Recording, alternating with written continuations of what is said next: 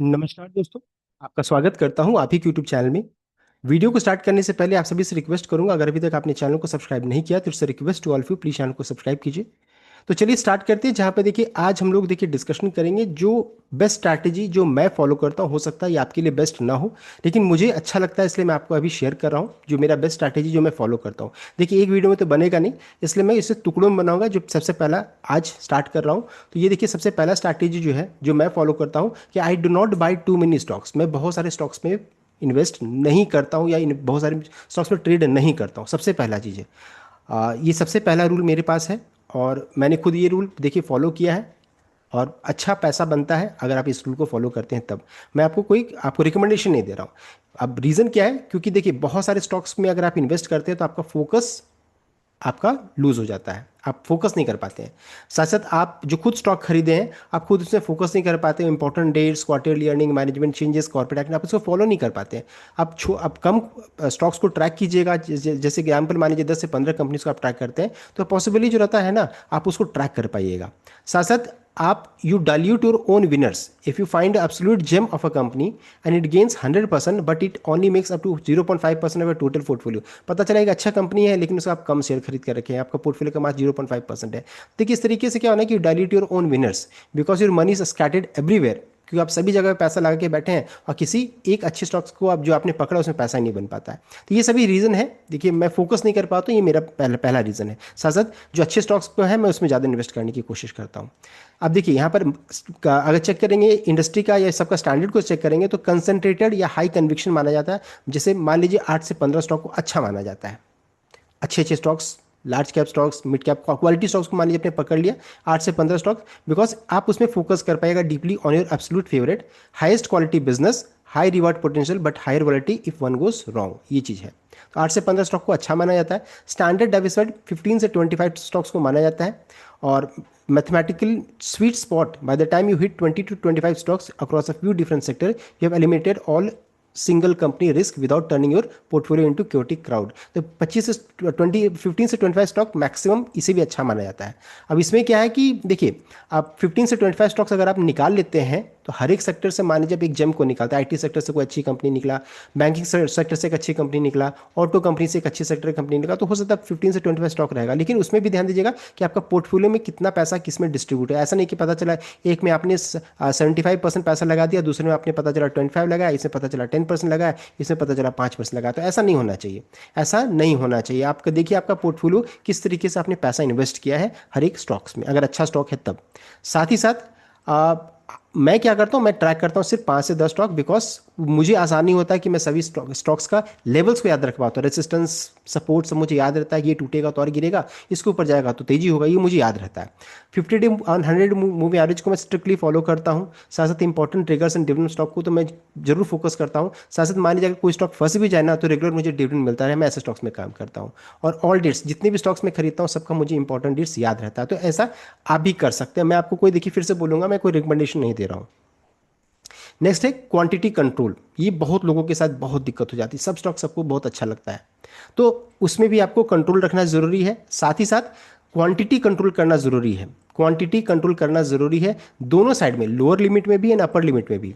अब बहुत लोग क्या करते हैं, चलो एक शेयर में कोलनिया का खरीदता हूँ, 2 शेयर एनएचपीसी का खरीदता हूँ, 5 शेयर बैंक ऑफ महाराष्ट्र का खरीदता हूँ, 10 शेयर में रिलायंस, 10 शेयर में रिलायंस का तो अच्छा हो जाएगा 10 शेयर। 10 शेयर में मान लीजिए मैं कोलनिया का खरीद लेता हूँ, या फिर 10 शेयर में ओएनजीसी का खरीद लेता हूँ। अगर आप पैसा निवेश कर रहे हैं एक एक दो दो शेयर, तो लॉन्ग टर्म में आपका पैसा इतना आसानी से नहीं बनने वाला, नहीं बनेगा। ये एग्जाम्पल मैं आपको दिखाऊंगा अभी। साथ साथ अगर मान लीजिए किसी स्टॉक में आप 10,000 क्वांटिटी खरीद लेते हैं, 20,000 क्वांटिटी खरीद लेते हैं, यहाँ पर भी फंसने का डर रहता है। मान लीजिए आप खरीद लिए, लकी रहे, मान लीजिए वहाँ से ऊपर चला गया तो पैसा बन जाता है, लेकिन अगर उसी तरीके से गिर जाएगा ना तो फिर लंबे समय के लिए आपका पैसा फंस जाता है, अगर आप स्टॉप लॉस को नहीं फॉलो करते हैं तब।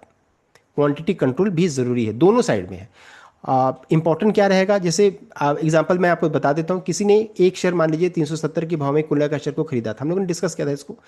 तो आपको देखिए एसटीटी, ब्रोकरेज चार्ज, बहुत सारे टैक्स आपको देना पड़ता है। अभी कोयले का भाव 474 का चला गया। अब आप सोचिए अगर अगर आपने एक ही शेयर खरीदा है तो आपको कितना पैसा बना, मैक्सिमम 100 रुपीज़ का पैसा आपको बना, 100 रुपीज़ का बना। आप इसमें सोचिए, इसमें ब्रोकरेज भी है, एसटीटी, आपने क्या कमाया 3 से 4 महीने में, कुछ नहीं कमाया। लेकिन किसी ने अगर मान लीजिए 50 शेयर 50 शेयर में खरीद लिया, रख भी लिया, देखिए उनको 5,000 का प्रॉफिट में बैठे हुए हैं। अब चाहेंगे तो प्रॉफिट बुक कर सकते हैं। तो ये तरीका है। साथ साथ इस बीच में कोल इंडिया ने डिविडेंड भी दिया है, तो देखिए बहुत तरीके से बन जाता है। तो आपको चेक करना पड़ेगा कि कितना मैं इन्वेस्टमेंट यहाँ पर लगा रहा हूँ, साथ साथ मैं कितना क्वांटिटी खरीद रहा हूँ, ये दोनों चीज़ बहुत ज़रूरी है। बहुत लोग क्या करते हैं, इन्वेस्टमेंट बहुत बड़ा फंसा देते हैं, फिर बाद में फंस जाते हैं। बहुत लोग कम पैसा लगाते हैं, लंबे समय के लिए फंसे रह जाते हैं, फिर कभी कुछ नहीं होता है। तो स्टार्ट, जैसे मैं क्या करता हूँ, मैं स्टार्ट करता हूँ इन्वेस्टमेंट कम से कम 30 से 50,000 का निवेश जरूर रहता है। अगर मान लीजिए मैं कोल इंडिया का शेयर खरीद भी रहा हूँ, या फिर मैं ओएनजीसी का शेयर खरीद रहा हूँ, या फिर एचपीसीएल का मान लीजिए मैं शेयर खरीदा, बिकॉज एचपीसीएल में करंटली क्या है, 19 रुपीज़ का डिविडेंड है, तो मुझे क्वेश्चन मिला हुआ है कि हाँ चलो यहाँ पर डिविडेंड है, मैं इसमें ट्रेडिंग करूँगा, फंस भी जाऊँगा तो मुझे 19 रुपये का तो डिविडेंड मिलेगा ना, 19 रुपीज़ 20 पैसा के राउंड में। तो ये है 30 से 50,000 का निवेश करूंगा। मान लीजिए जब खरीदने के बाद 15-20 रुपये ऊपर चला जाएगा, तो देखिए डिविडेंड का अमाउंट 19 रुपीज़, मैं यहाँ पर 15 रुपीज़ अगर बना लेता हूँ तो मेरा पैसा बन गया। तो जिस तरीके से आप बना सकते हैं, तो इन्वेस्टमेंट अमाउंट 30 से 50 के यहाँ पर रहना चाहिए। साथ साथ हर एक जब 10% मान लीजिए स्टॉक गिर जाता है तो 25%, 10% स्टॉक गिर जाता है तो 25%। और मान लीजिए कोई नेगेटिव न्यूज़ अगर आ जाए कि मान लीजिए कोई मैनेजमेंट इशू आ जाए, कॉर्पोरेट गवर्नेंस हो जाए, तो मैं तुरंत में स्टॉक से निकल जाता हूँ। तो ये मेरा स्ट्रैटेजी है। मैं कम से कम 30 से 50,000 का निवेश स्टार्टिंग में तो जरूर करता हूँ, ताकि तुरंत में अगर मान लीजिए जंप मिले, प्रॉफिट मिले, तो देखिए टाइम वैल्यू ऑफ मनी तुरंत होता है। ऐसा है कि मैंने मान लीजिए आज 30,000 रुपये मैंने शेयर मार्केट में लगाया और तुरंत ही मुझे 1,000 रुपये मान लीजिए 1 घंटे के अंदर में मिल जाता है, तो फिर मैं एग्जिट ले लेता हूँ। क्योंकि देखिए अगर मान लीजिए 1 घंटे या फिर एक दिन में अगर आपको 1,000 का कम से कम प्रॉफिट आ जा रहा है, तो दैट्स वेल एंड गुड। तो इस चीज़ को ध्यान दीजिएगा। रिटर्न्स को चेक करना जरूरी है कि कितना रिटर्न्स आपको आ रहा है, 5%, 10%, कितना रिटर्न आपको चाहिए, ये आपका देखिए आपको डिसाइड करना पड़ेगा। तो ये हो गया स्टार्टिंग में कैसे करता हूँ। साथ साथ मूविंग एवरेज को मैं स्ट्रिक्टली फॉलो करता हूँ, स्ट्रिक्टली बहुत इंपॉर्टेंट मेरे लिए। जैसे 20 डे मूविंग एवरेज, 1 मंथ का, ये इसलिए इंपॉर्टेंट है क्योंकि देखिए 1 मंथ में जितना ट्रेडिंग डेज होता है ना, उससे ही निकाला जाता है।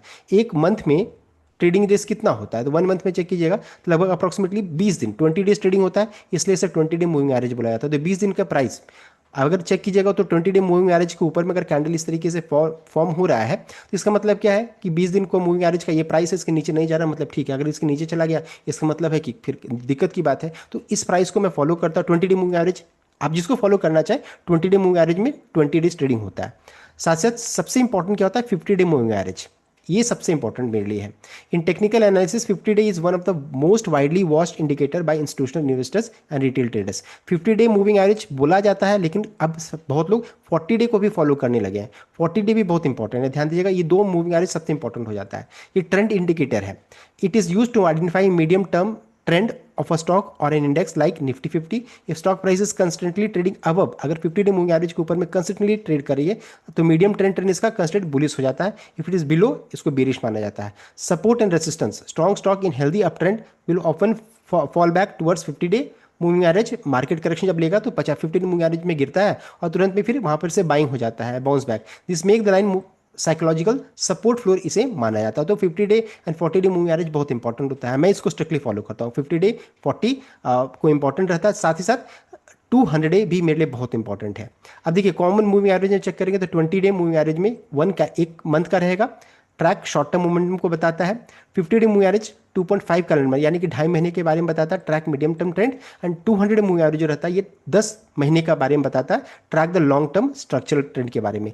गोल्डन क्रॉस ये भी बहुत इंपॉर्टेंट है, अगर ये क्रॉस हो जाता है इसका मतलब है कि स्टॉक में काफी बुलिश मोमेंटम आ चुका है। Famous bullish signal across when short term moving average like 50 day moving average cross करती है long term average like 200 moving average, signal करता है that momentum is heavily shifting toward upside. यानी कि अगर मान लीजिए ये 200 डे मूविंग एवरेज है और मान लीजिए आपका नीचे से ये 50 डे मूविंग एवरेज इस तरीके से कट करते ऊपर चला जाए, तो इस ट्रेंड को अच्छा माना जाता है, बुलिश मोमेंटम स्टार्ट हो जाता है। साथ ही साथ अगर 200 डे मूविंग एवरेज के ऊपर में कैंडल फॉर्म हो रहा है, तो देखिए जो बड़े निवेशक होते हैं क्या करते हैं, जब भी स्टॉक गिरता है ना तो बाई ऑन डिप की स्ट्रैटेजी से काम करते हैं। इसके ऊपर में है तो बाई ऑन डिप हो जाता है, और इसके नीचे में कैंडल फॉर्म होता है तो बड़े निवेशक इसमें सेल ऑन राइज की स्ट्रैटेजी से काम करते हैं। इसके ऊपर, इसके करीब जाएगा बेच दो, और इसके ऊपर में रहा तो इसके करीब आए तो खरीद लो। तो buy and dip and buy and sell हो जाता है स्टार्ट, इस चीज़ को ध्यान दीजिएगा। साथ ही साथ always draw support and resistance line, अब जरूर सपोर्ट एंड रेजिस्टेंस लाइन दोनों ड्रॉ कीजिए। ये कहाँ पर मेरा स्टॉक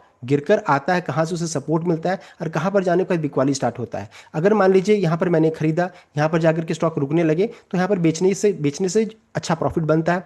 और मान लीजिए ब्रेकआउट हो जाए तो फिर तुरंत एंट्री कर लीजिए, फिर आपका दूसरा रेजिस्टेंस लाइन यहाँ पर हो जाएगा, फिर ये रहेगा। तो इस तरीके से सपोर्ट एंड रेजिस्टेंस लाइन को ध्यान दीजिएगा, एंड इसको अगर फॉलो करने से लॉन्ग टर्म में पैसा बन जाता है। तो देखिए ये कुछ स्ट्रैटेजीज मैंने आपको बता दिया है, अगर आपको पसंद आएगा तो फिर रिमेनिंग स्ट्रैटेजी को और हम लोग कवर करेंगे।